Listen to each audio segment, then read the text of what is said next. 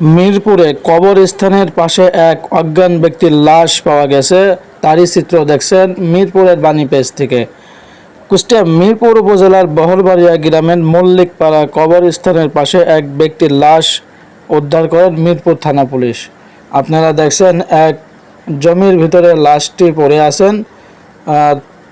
তারা গ্রামবাসী দেখে পুলিশকে খবর দেয়, সঙ্গে সঙ্গে পুলিশ এসে তাকে উদ্ধার করে নিয়ে যান। আপনারা দেখতে থাকুন সম্পূর্ণ ভিডিওটি।